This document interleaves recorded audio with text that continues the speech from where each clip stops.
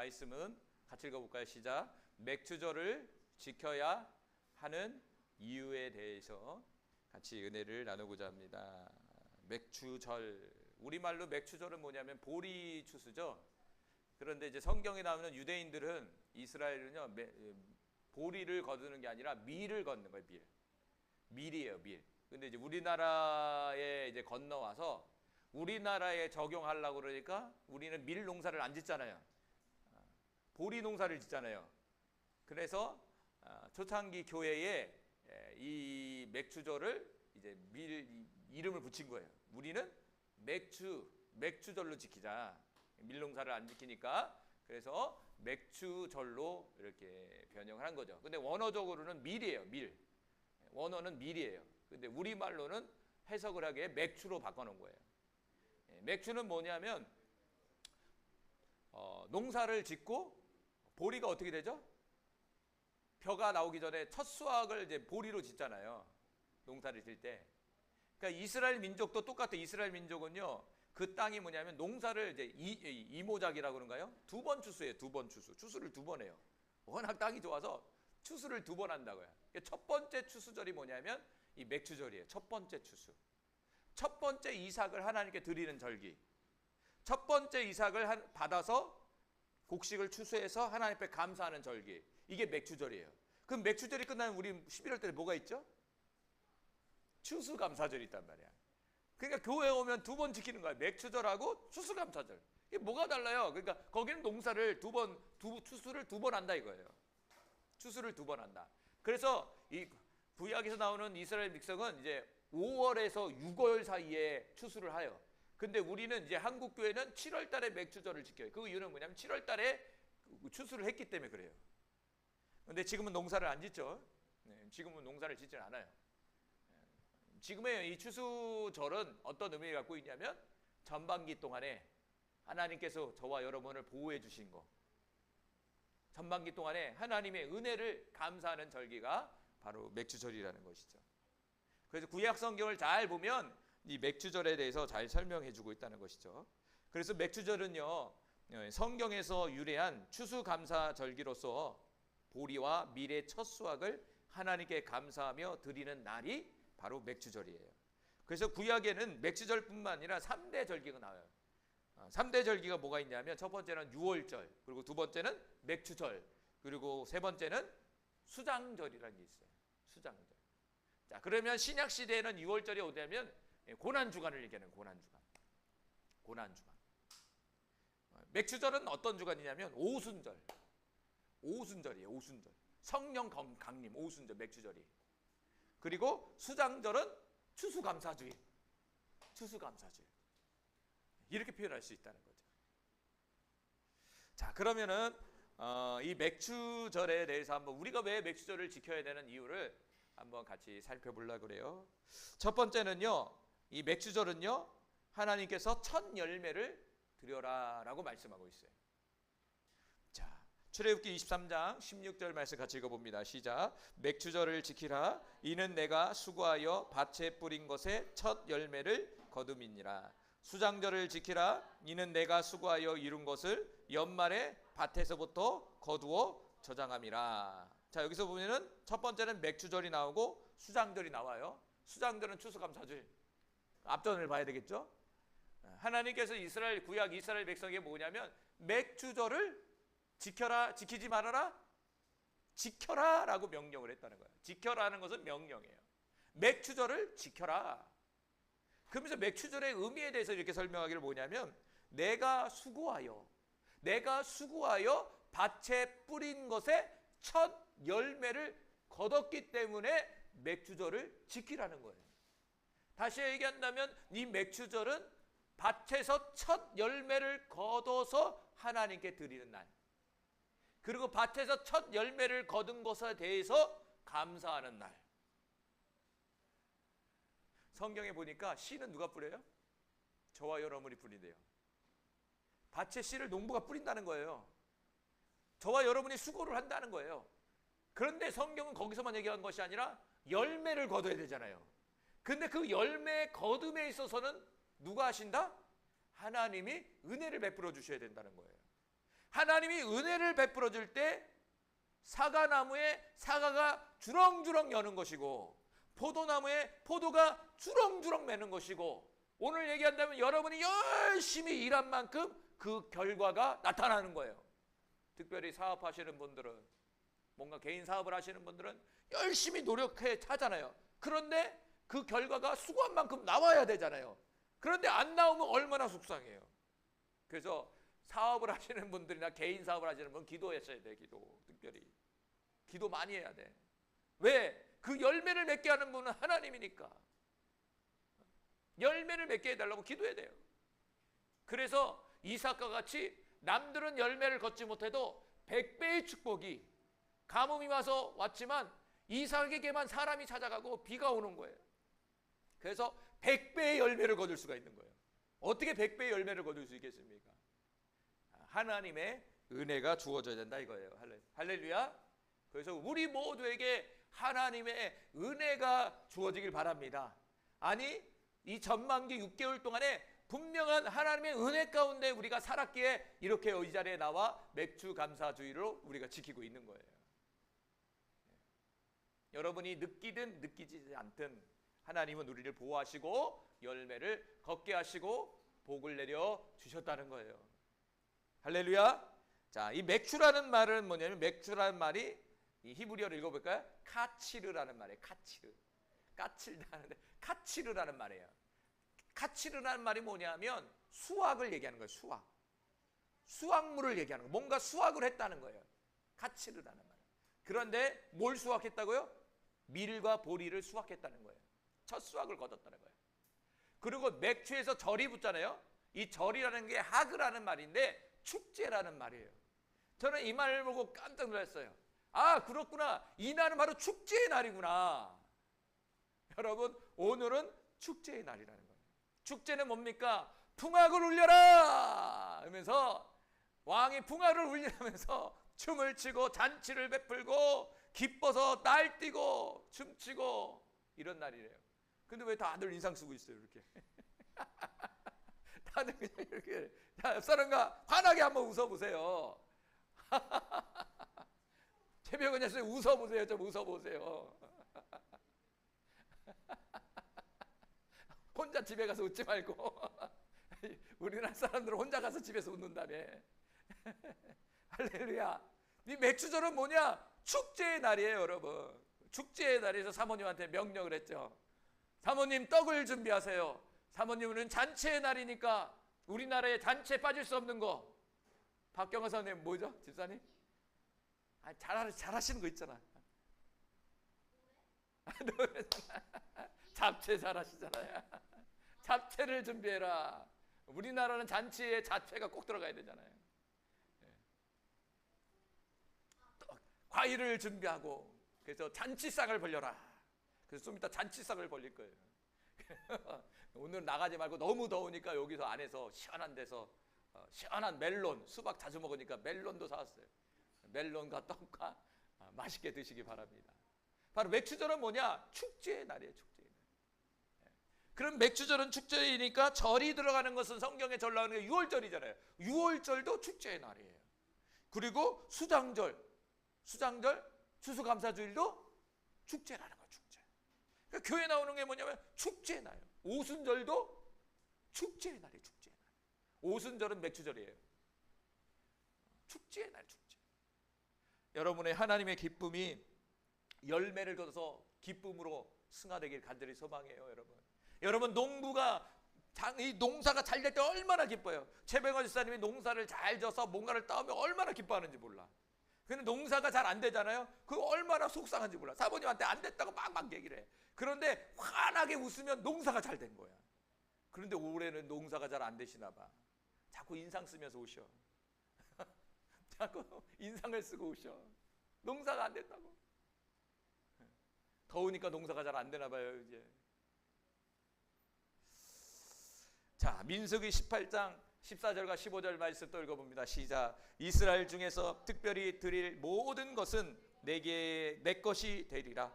여호와께 드리는 모든 생물에 처음 나는 것은 사람이나 짐승이나 다 내 것이로되. 자, 민수기 18장에 보니까 식물의 첫 것, 동물의 첫 것, 사람의 첫 것이 누구 것? 하나님의 것이라는 거예요. 다시 말한다면 하나님께 감사하라는 거예요. 대표성을 얘기하는 거예요. 모든 게 하나님의 것이지만 특별히 첫 것을 하나님 것으로 구별하라는 거예요. 이 말은 뭐냐면 모든 것에 있어서 감사하라는 거예요. 사실은 우리 모두가 다 하나님의 것이지만 맥주절은 뭐냐? 첫 것을 드리는 날이에요. 여러분 첫 것 뭐 드릴 거예요? 여러분 처음 것에 뭘 드렸습니까? 여러분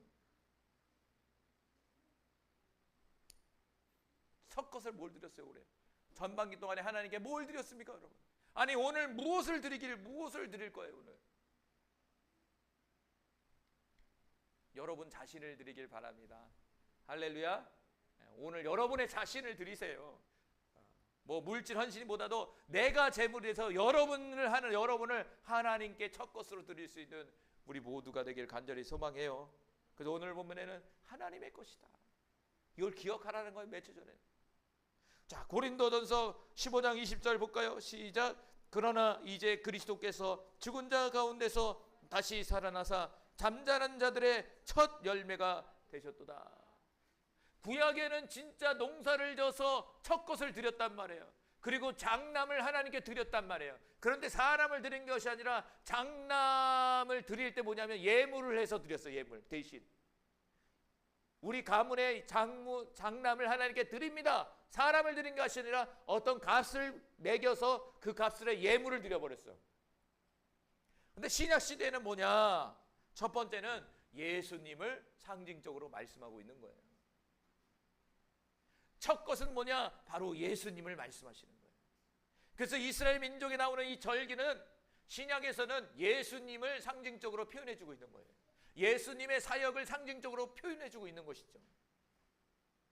이 맥주절은 뭐냐? 예수님이 하나님께 드려지는 날이에요. 하나님께 드려지는 날. 그분은 그분 스스로가 제물이 돼서 십자가에서 죽으셔서 하나님께 드려졌잖아요. 그 오늘 본문에 뭐냐? 잠자는 자들의 첫 열매가 됐다. 그리고 어떻게 됐습니까? 하나님께 드려지고 나서 부활하셨다는 거예요. 부활해서 그 제물이 된 거예요. 부활이 안 됐다면 제물이 될 수가 없는 거죠. 예수님은 십자가에 죽어서 제물이 돼서 부활로 돌아오셨다는 거예요. 그게 뭐냐? 첫 열매라는 거예요. 첫 열매. 첫 열매. 그러니까 맥주절은 어떻게 보면 뭐냐? 예수님의 부활 사건을 말해주고 있는 거죠. 부활인 동시에 뭐라고 그랬죠? 오순절이라고 얘기했잖아요. 성령 강림 사건. 그럼 예수님만 첫 열매로 드려지느냐? 그게 아니라 예수님을 믿는 저와 여러분이 첫 열매가 되는 거예요. 자, 고린도 요한계시록 14장 4절 말씀. 자, 큰 소리 읽어봅니다. 화면 보면서 땅을 보지 말고 화면을 보셔야 돼요. 없으니까 자, 시작. 이 사람들은 여자와 더불어 더럽히지 아니하고 순결한 자라 어린 양이 어디로 인도하든지 따라가는 자며 사람 가운데서 속량함을 받아 처음 익은 열매로 하나님과 어린 양에게 속한 자들이니라. 할렐루야. 요한계시록 보니까 예수 믿는 사람들이 하나님께 드려지는 처음 익은 열매라는 거예요. 예수님 또한 처음 익은 열매가 되셨잖아요. 그런데 예수님께 속한 자들도 동일하게 처음 익은 열매로서 하나님께 드려졌다는 거예요. 그러니까 이 맥주 감사절은 아까도 얘기한 것처럼 누굴 드리는 거예요? 저와 여러분을 드리는 날이에요.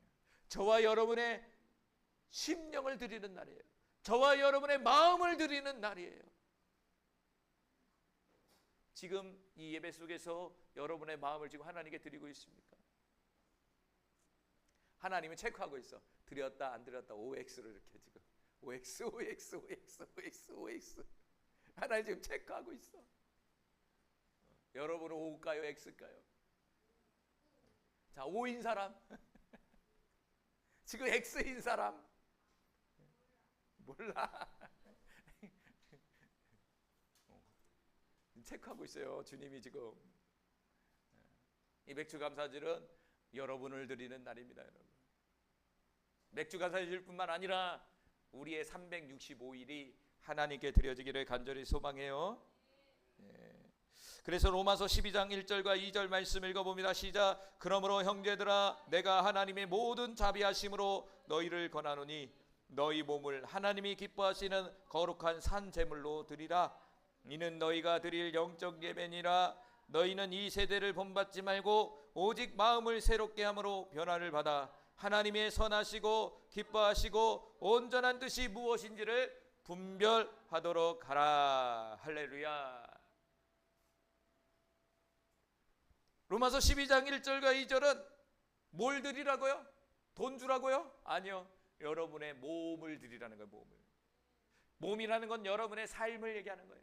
여러분의 삶을 하나님이 기뻐하시고 거룩한 산 제물로 드려야 되는 거예요. 신약시대에는요.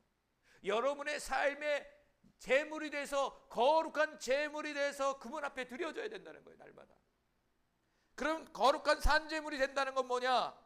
2절에 보니까 너희는, 읽어볼까요? 너희는 이 세대를 본받지 말고, 첫 번째는 이 세상을 본받지 말라는 거예요. 다시 말한다면 이 세상을 따라가지 말라는 거예요. 여러분이, 저와 여러분이 이 세상에 살고 있지만 이 세상의 가치와 이 세상의 문화와 이 세상의 생각들을 따라가면 안 된다는 거예요. 두 번째는 여러분의 마음에 새로운 변화가 나타나야 돼요. 여러분의 마음속에 새로운 변화가 나타났다면 저와 여러분은 거룩한 산제물이 되고 있는 거예요. 그러면 마음의 새 변화는 어떤 변화일까? 바로 하반절에 하나님의 선하심이 무엇인지를 알고 있어야 돼요. 그리고 하나님의 선하심을 이루면서 살아야 돼요. 두 번째는 하나님이 기뻐하는 삶을 살고 있어야 돼요.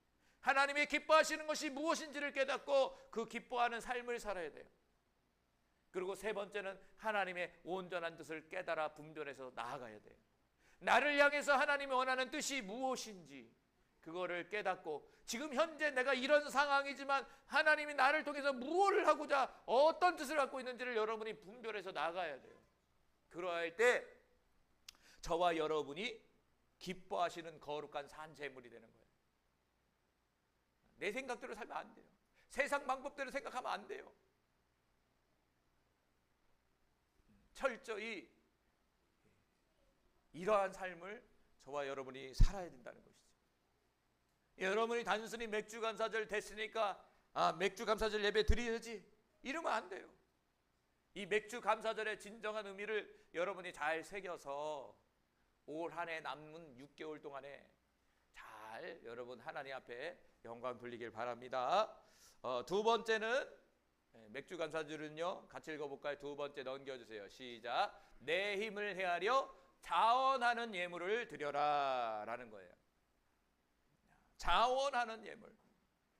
자, 신명기 16장 9절에서 12절 말씀 같이 읽어봅니다. 시작. 7주를 셀지니 곡식의 낯을 대는 첫날부터 7주를 세어 내 하나님 여호와 앞에서 77절을 지키되 내 하나님 여호와께서 내게 복을 주신 대로 내 힘을 헤아려 자원하는 예물을 드리고. 여기까지. 자, 9절에 보니까 7주를 세래요. 그런데 7주의 첫날에 곡식에 손을 댄다는 거예요. 그리고 7주, 그러니까 일주일이죠. 일주일에 7번.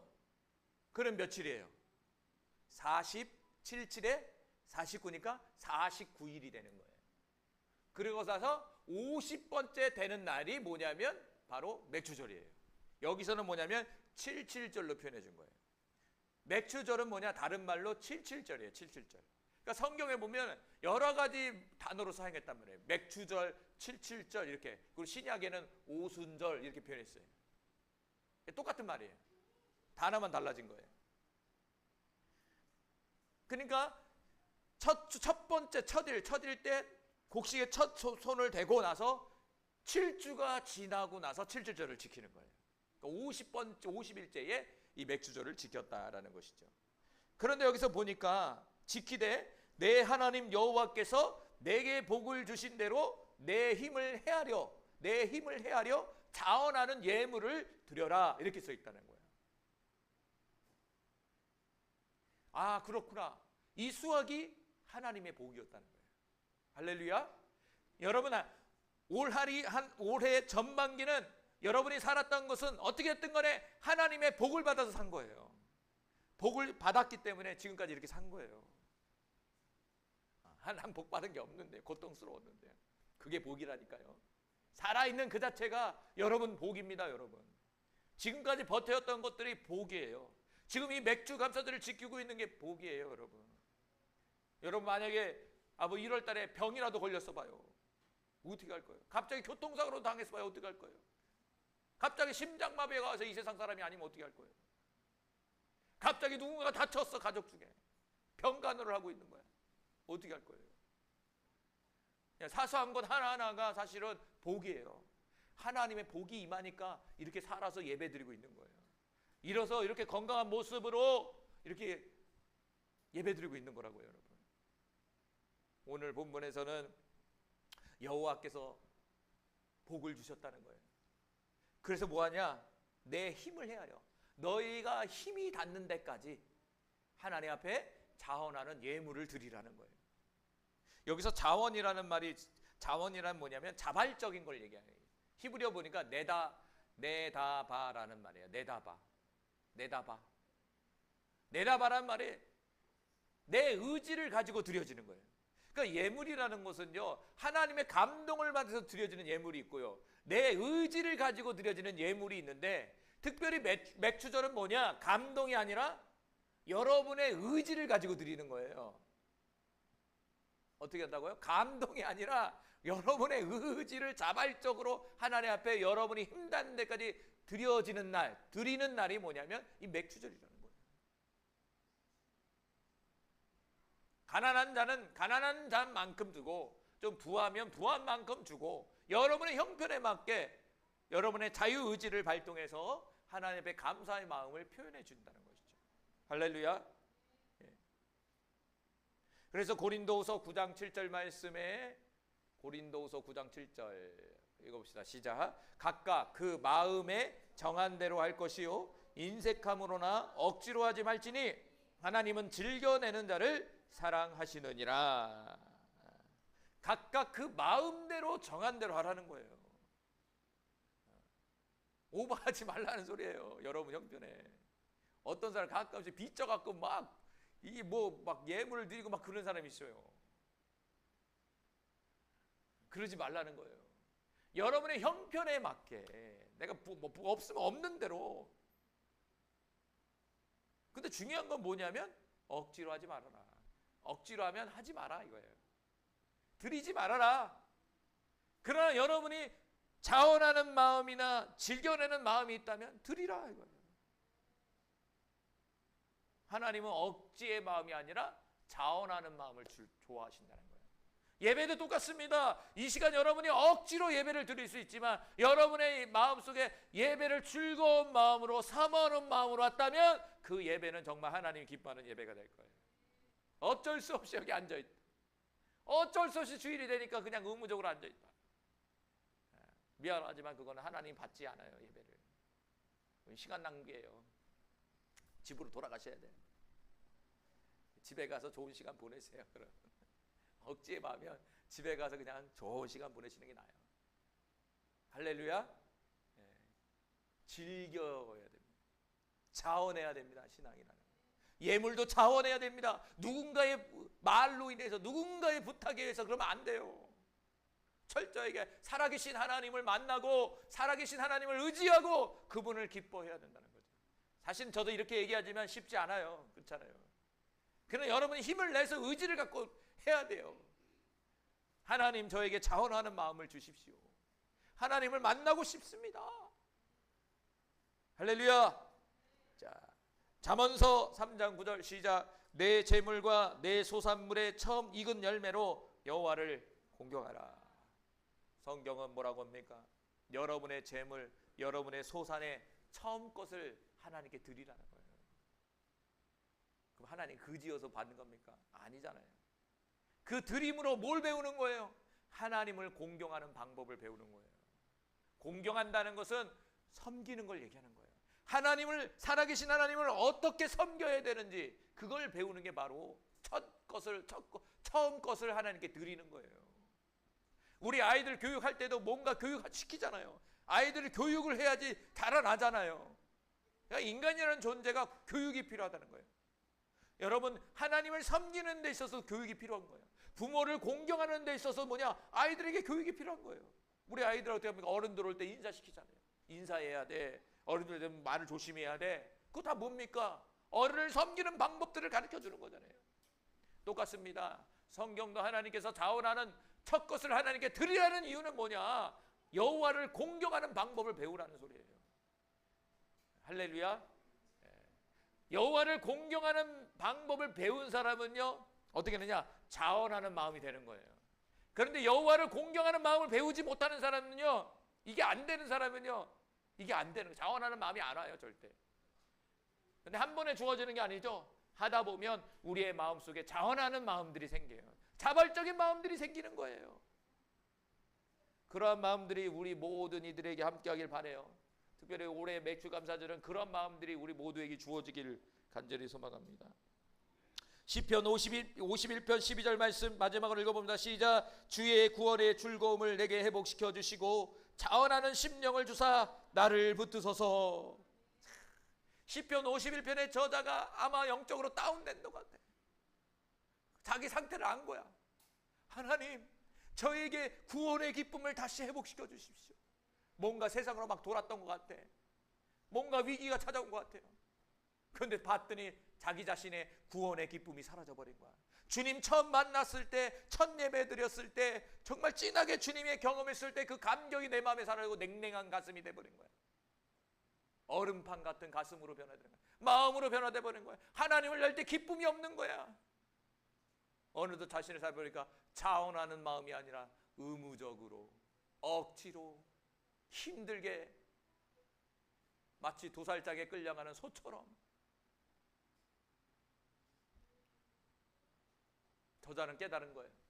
그래서 뭐라고 합니까? 하나님, 저를 회복시켜 주십시오. 제 마음을 회복시켜 주십시오. 구원의 즐거움이 내게 회복되게 하시고, 구원의 즐거움뿐만 아니라 내 하나님을 향한 자원하는 심령을 저에게 주십시오. 그래서 하나님 앞에 기쁨으로 헌신하고, 기쁨으로 예물을 심고, 기쁨으로 전도하고, 기쁨으로 기도하고, 주님 나를 붙들어 주십시오. 여러분, 이 간절한 기도가 저와 여러분이 되기를 간절히 소망합니다. 이 마음이 주어져야 돼요. 특별히 이 맥주 감사주일은 이 마음들이 우리 안에 주어져야 돼요. 보니까 많이 식어졌어. 저도 식어졌어. 구원에 대한 즐거움이 식어져 버렸어요. 자원하는 심령들이 사라져 버리고, 아유 하기 싫다, 도망가고 싶다, 아유 그거 왜 해, 아유 나음이 합시다, 이런 마음들로 가득해. 특별히 여름에는요, 아유 얼마나 하기가 싫은지 몰라. 제 말하면 안 되는데, 아유 기도도 하기 싫은 거야. 예배도 드리기 싫은 거야. 저만 그런가요? 여러분 직장 가운데 더우니까 하기 싫잖아. 제 솔직한 마음이야. 아유 예배는 뭘 예배야. 시원한 수박 먹고 가고 싶다. 아유 또 성령 캠프를 가야 되는데 어떻게 가냐, 이렇게 더운데. 할렐루야. 다시 회복합시다. 하나님 앞에 즐겨내는 자, 자원하는 심령. 그러면 아마 우리의 삶이 행복해질 거예요. 우리의 신앙이 얼마나 행복해지는지 몰라. 그러한 기쁨이 저와 여러분에게 나타나기를 간절히 소망합니다.